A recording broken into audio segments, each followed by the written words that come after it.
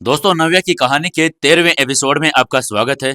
अगर आप पहली बार आए हैं तो चैनल को सब्सक्राइब कर लें। आपको कहानी अच्छी लग रही है तो एक प्यारा सा कमेंट करके हमें जरूर बताएं। दोस्तों, हम आपके लिए बहुत ही प्यारी प्यारी कहानियां लेकर आते हैं, लेकिन आप कमेंट में कंजूसी करते हैं। तो एक बहुत ही प्यारा सा कमेंट करके हमें आज जरूर लिखें कि आपको कहानी कैसी लग रही है। चलिए शुरू करते हैं कहानी। इधर अभिनव अपने ससुराल में सालियों के साथ हंसी ठिठोले कर रहा था।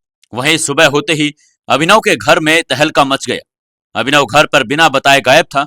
राघव बार बार अभिनव को फोन लगा रहे थे, जो आउट ऑफ रीच आ रहा था। गांव में उसके सिम का सिग्नल नहीं मिल रहा था और अभिनव को इस बात की जरा भी चिंता नहीं थी। इनफैक्ट वो तो जब गांव में पहुंचा था उसने एक बार भी फोन भी चेक नहीं किया था। नौकर सिर्फ इतना बता पा रहे थे कि छोटे साहब सुबह अंधेरे में ही गाड़ी लेकर कहीं चले गए थे। आरती का ब्लड प्रेशर हाई होने लगा था। सब आपकी ही गलती है, बहुत जल्दी से उसे तलाक के कागज सौंपने की। अब ना जाने मेरा बच्चा कहाँ चला गया। आरती की बातों में गुस्सा और डर दोनों साफ दिखाई दे रहे थे। आरती सुबह से रोए जा रही थी।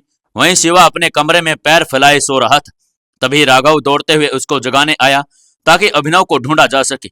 वो हांफते हुए शिवा के कमरे में आया और बोला, शिवा, शिवा उठो बेटा, अभिनव कहीं चला गया है। अभिनव का नाम सुनते ही शिवा की नींद खुली और वह अंगड़ाई लेता हुआ बोला, डोंट वरी डैड, वो अपने फ्रेंड के साथ मुंबई गए हैं, आ जाएंगे कुछ दिनों में। क्या? मुंबई? मुझे बिना बताई? वो इतना लापरवाह कब से हो गया? राघव ने कहा, जब से उन्हें प्यार हो गया किसी से। शिवा बुदबुदाया, क्या? क्या बोला तुमने? राघव ने बड़े ही चिंताजनक स्वर में पूछा, मैंने कहा वो अपना डाइवोर्स सेलिब्रेट करने गए हैं, कुछ ही दिनों में आ जाएंगे। यह बात सुनते ही राघव की अंतरात्मा बहुत दुखी हो गई थी। वो सच में तलाक को लेकर खुश है? हाँ डैड, वैसे भी उन्हें जो चाहिए है वो उसे हासिल करके ही दम लेते हैं, शिवा ने कहा। इस बार शिवा अपने भाई के प्लान में शामिल था।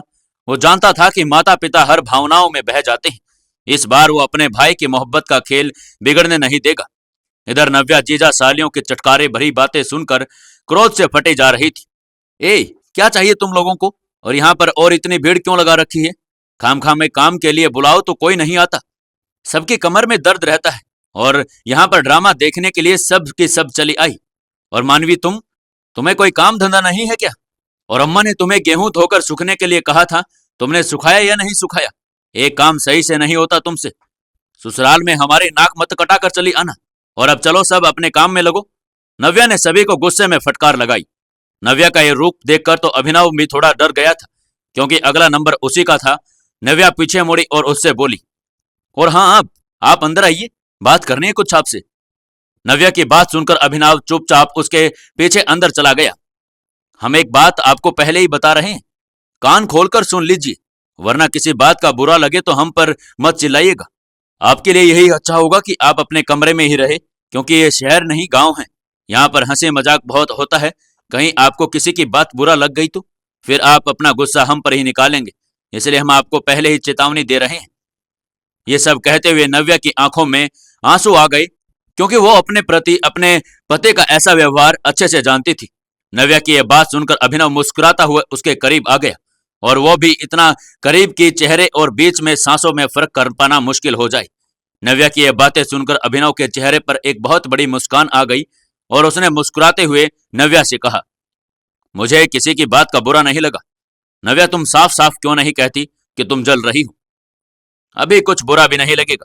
जब ऐसे वैसे मजाक होंगे तब भी आप मुझे ही ढूंढेंगे बातें सुनाने के लिए। नव्या ने अभिनव की बातों का जवाब देते हुए कहा, कैसे कैसे मजाक होंगे मेरी जंगली बिल्ली? हम चीकू बुलाएंगे तो आप बुरा मान जाएंगे। नव्या ही बुलाइए हमें, नव्या ने गुस्से में कहा। यह कहकर नव्या कमरे से बाहर जाने ही वाली थी। अभिनव ने सामने से नव्या के सामने हाथ रख दिया। तेजी से चलने के कारण नव्या का माथा उसके मजबूत बाजुओं से टकरा गया और वो अपना माथा सहलाने लगी। मैंने कहा तुम्हें जाने के लिए, अभिनव ने कहा। हमें बहुत काम है बाहर, मानवी से कुछ नहीं होता।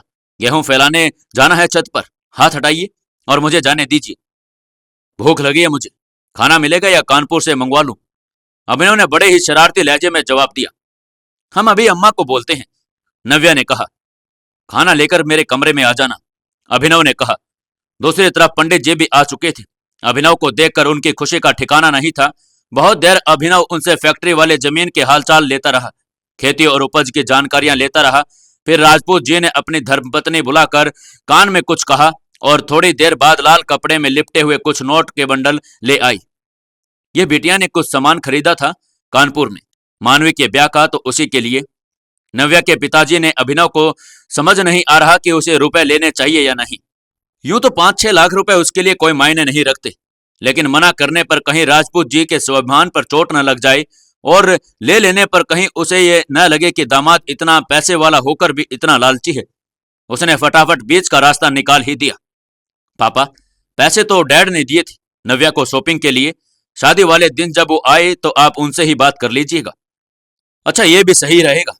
हमें तो भाई अपने समधी समधन का बड़ी बेसब्री से इंतजार है। शिवा बब्बू आएंगे या नहीं? नव्या के पिताजी ने खुश होते हुए कहा। हाँ बिल्कुल, शादी वाले दिन वो भी आएगा। अभिनव ने उसकी बातों का जवाब देते हुए कहा। राजपूत जी और उनकी पत्नी को शादी की काफी तैयारियां देखनी थी। ऐसे में दामाद जी की सेवा सुबुदा में कोई कमी न रह जाए, इसके लिए देवा को नियुक्त किया गया था।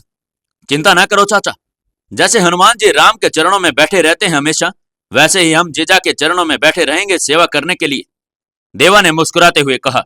फिर अभिनव की तरफ मुड़कर बोला, जीजा अगर कोई आपको चीज की जरूरत हो तो हमें याद करिएगा सबसे पहले। हम आपकी सेवा में 24 घंटे मौजूद रहेंगे, यही बाहर चक्की पर बैठे रहते हैं। अभिनव अपने इस जबरदस्ती के सेवक को देखकर जबरदस्ती मुस्कुरा दिया। क्या ससुराल में अभिनव की अच्छे से खातिरदारी हो पाएगी, या फिर अभिनव किसी बात को लेकर गुस्सा हो जाएगा? कैसे रहेगी जीजा और साले की नोक झोंक? इन्हीं सब सवालों के जवाब जानने के लिए देखते रहिए हमारी इस कहानी को। दोस्तों, नव्या की कहानी के 14वें एपिसोड में आपका स्वागत है। चलिए शुरू करते हैं कहानी। जीजा जी, अगर आपको कोई भी किसी भी चीज की जरूरत हो तो सबसे पहले हमें पुकारिएगा, देवा ने कहा और मुस्कुराकर चक्की के पास जाकर बैठ गया।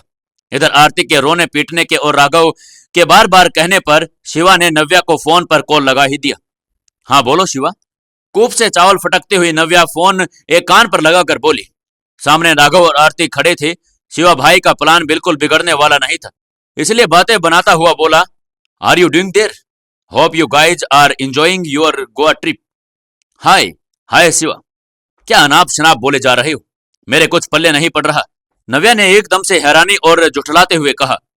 You are so funny. Actually भाई का कॉल नहीं लग रहा, क्या तुम मुझसे बात करा सकती हो शिया? तुम दोनों भाई थोक के भाव भांग पी ली है क्या? दोनों के दोनों पागल हो गए हो एकदम। तुम रुको, मैं अभी बात करवाती हूँ। तभी नव्या फोन लेकर अभिनव के पास चली गई। अभिनव बड़े आराम से आंगन में खाट पर बैठकर कढ़ी चावल खा रहा था। नव्या ने अपना फोन आगे बढ़ाते हुए अभिनव से कहा, शिवा से बात कर लीजिए। दिख नहीं रहा मैं खाना खा रहा हूं, फोन लगाओ मेरे कान में। अभिनव ने थोड़ा सा गुस्सा और नाराजगी जताते हुए कहा, चम्मच से ही तो खा रहे हैं, दूसरे हाथ से पकड़ लीजिए, पता नहीं अपने आप को क्या समझते हैं। नव्या ने गुस्से में अपने मन में बड़बड़ाते हुए कहा। पहले तो अभिनव ने गुस्से में उसकी तरफ देखा और फिर उसे शिवा की बात याद आ गई। भाई प्यार, सिर्फ प्यार। याद आते ही उसने मुस्कुराते हुए अपना हाथ कड़ी चावल में घुसेड़ दिया और उंगलियां चाटने लगा। लाओ अब लगाओ कान में, अभिनव ने शरारत से और नव्या की तरफ देखकर कहा। फिर नव्या ने हाथ बढ़ाकर फोन उसके कान में लगा दिया। अभिनव ने उसका फोन वाला हाथ कसकर अपनी गर्दन और कंधे के बीच में दबा लिया और खुशी से बोला, हाँ शिवा बोलो। अरे भाई, अपना कम से कम सिम तो चेंज कर लो, मॉम डैड परेशान हो रहे हैं। ओह हाँ, मैं भूल गया था। वैसे मॉम डैड को शक तो नहीं हुआ ना? नो वे भाई, बस आप एंजॉय करिए मुंबई में। हाँ, मेरी एक एडवाइस याद है ना, नो गुस्सा ओनली प्यार, मेरा मतलब पीस, राघव ने हकलाते हुए कहा। फाइन। अभिनव ने उसकी बात पर मुस्कुराते हुए जवाब दिया और फिर कॉल कट कर दिया। अभिनव नव्या का हाथ और दोनों कंधों के बीच दबाया हुआ था। बात हो गई तो फोन छोड़िए, हमें चावल फटकने हैं और हमें देर हो रही है, नव्या ने एकदम से फोन कटने के बाद कहा। घर में अगल बगल से निकल रहे सभी लोग नव्या और अभिनव को देखकर मुंह दबाकर हंसते हुए निकल जाते थे। अभिनव ने मुस्कुराते हुए अपनी गर्दन सीधी कर ली और नव्या को उसकी हरकतें गुदगुदा रही थी, लेकिन वह उसे प्यार समझने की भूल भी नहीं करना चाहती थी। वो अच्छी तरह जानती थी उसके पति के दिल में उसके लिए कोई जगह नहीं थी। सुनो, मुझे एक एक्सटेंशन और एक व्हाइट शीट लाकर दो और एक ट्यूबलाइट किसी बाजार से मंगवा कर लाकर दो मेरे कमरे में। ट्यूबलाइट और बेडशीट छोड़कर नव्या को कुछ भी पल्ले नहीं पड़ रहा था। ट्यूबलाइट का क्या करेंगे आप? रोशनी तो है ही अच्छी खासी। तभी अभिनव जबरदस्ती की हंसी हंसते हुए अपने सारे दांत दिखाते हुए बोला, सही कह रही हो, जिसकी तुम्हारी जैसी बीवी हो उसे ट्यूबलाइट की क्या जरूरत, टांग नहीं सकता। फिलहाल तुम्हें मैं दीवार पर। नव्या को अभी भी कुछ समझ नहीं आ रहा था, लेकिन उसकी बात सुनकर नव्या ने कहा, ट्यूबलाइट यहां नहीं मिलेगा, शहर जाना पड़ेगा। बल्ब तो मिलेगा, 2-3 एलईडी बल्ब ही मंगवा दो। लेकिन इतने सारे बल्ब और चादर आपको क्यों चाहिए?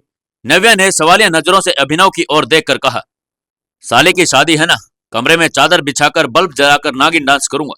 अरे मूर्खों की आइंस्टाइन, ऑफिस की कॉन्फ्रेंस कॉल अटेंड करनी है, पीछे की दीवार पर व्हाइट बैकग्राउंड सेट करना है और ज्यादा लाइट की जरूरत है। अभिनव ने अपने गुस्से को दबाते हुए कहा। नव्या को लेकिन फिर भी कोई खास समझ में नहीं आया था। हम देव को भेज दे रहे हैं, उसे समझा देना, वो ला देगा। खैर थोड़ी ही देर में देव सारा सामान लेकर प्रकट हो गया। इधर सारा सामान आते ही सब कुछ एडजस्ट करने के बाद अभिनव अपने ऑफिस की कॉन्फ्रेंस में बिजी हो गया है। उसने किसी को भी डिस्टर्ब करने से मना कर दिया था, तो नव्या किसी को भी कमरे के आसपास पटकने भी नहीं दे रही थी। थोड़ी ही देर में थोड़ा सा दरवाजा खोलकर वो झांकी। अभिनव की नजरें लैपटॉप पर टिकी हुई थी। उसने दूर से अभिनव को कप दिखाया। अभिनव चाय नहीं पीता था, उसने मना कर दिया। नव्या बिना आवाज किए मुंह चलाकर उसे बता रही थी, कॉफी है, ले आऊं? अभिनव ने हाथ से कप रखने का इशारा किया और वो धीरे से कमरे में घुसकर बिस्तर के किनारे पर कप रखकर भाग गई। अभिनव ने कॉफी का कप मुंह से लगाया। ऐसा लगा जैसे उन नसों में खून की जगह कॉफी उतर रही हो। वाह, ऐसी कॉफी तो उसने कभी अपने घर में भी नहीं पी थी, उसकी फेवरेट फिल्टर कॉफी। लेकिन यहाँ गांव में कॉफी मशीन, हो सकता है शादी ब्याह है इसलिए आई हो। अभिनव ने इन सारे सवालों को अपने दिमाग से हटाया और फिर अपने काम में लग गया। अभिनव को गांव आने के बाद सब कुछ अच्छा लग रहा था। यहाँ उसे किसी भी चीज की कमी मालूम भी नहीं हो रही थी। अगर कमी होती भी तो उसके सास ससुर धरती आसमान एक करके उसके लिए कुछ भी वहां पर ला सकते थे। पैसे से तो वैसे भी नव्या का परिवार कोई कमजोर नहीं था। अब रात होने को आ गई थी। खाने पीने चूल्हा चौके से मुक्त हुई औरतों के मनोरंजन का समय था। आंगन में ढोलक की थाप पर गाना बजना चला रहा था और अभिनव छत पर बैठा हुआ था। आप सो जाइए चलकर, हमने अच्छे से बिस्तर बिछा दिया है, मच्छरदानी भी लगा दी है, पानी किनारे मटके में रख दिया है। ये सब तो देर रात तक चलेगा, कब तक बैठे रहेंगे? नव्या ने अपनी नजरें नीचे रखते हुए अभिनव से कहा। अभिनव उसे देखकर मुस्कुराया और नीचे कमरे में आ गया। कमरा एकदम साफ सुथरा था। 2 छोटे छोटे तख्त जोड़कर एक छोटा सा बेड बना दिया गया था। अभिनव के बेडरूम वाले बेड का आधा भी नहीं था। मोटे मोटे साफ सुथरे गद्दे और चादर बिछी थी। बढ़िया मच्छरदानी बंधी हुई थी। सामने छोटा सा कूलर चल रहा था। उस कमरे में छोटे रहन सहन वाले आदमी हो तो कमरे में सुख सुविधा की हर चीज मौजूद हो गई थी। अभिनव उस कमरे को देखकर मुस्कुराया और वो हैरान हो गया। उसकी नजरें उसे कमरे को देखकर एक पल के लिए वहीं पर ठहर गई थी। जब उसने घड़ी पर नजर डाली, 9:30 बज रहे थे।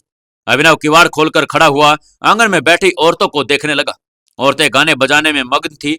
नव्या भी औरतों के बीच बैठी ढोलक बजा रही थी। उसके चेहरे की खुशी अभिनव को बड़ा सुकून दे रही थी। नव्या इधर आना, एक जोरदार भारी भरकम आवाज गूंजी। उस आवाज को सुनते ही सभी औरतों ने उस आवाज की दिशा में अपनी तरफ देखा और तब नव्या ने भी ढोलक बजाना बंद कर दिया था। नव्या के साथ साथ सारी औरतें अभिनव की तरफ देखने लगी। इधर अंदर आओ, अभिनव ने अपनी बात दोहराते हुए फिर से कहा। नव्या डर के मारे ढोलक छोड़कर उठ खड़ी हुई और दौड़ती हुई कमरे की तरफ भाग गई। नव्या के अंदर घुसते ही किवाड़ धाड़ से आवाज के साथ बंद हो गई। अंदर से कुंडी लग चुकी थी, जिसकी आवाज बाहर सुनाई दे रही थी। मतलब साफ था कि नव्या अब बाहर नहीं आने वाली है। वहां बैठी सभी औरतों में खिलखिलाहट की लहर सी दौड़ पड़ी। सब मुंह में साड़ी का पल्ला दबाए खी खी खी करके हंस रही थी। सबकी घुसर पुसर और जोर से हंसने की आवाज नव्या को अंदर साफ सुनाई दे रही थी। अब क्या होगा नव्या के साथ? अभिनव ने क्यों बुलाया था उसे अपने कमरे में? क्या अभिनव के चंगल से बच पाएगी नव्या? जानने के लिए जुड़े रहिए हमारी इस कहानी के साथ।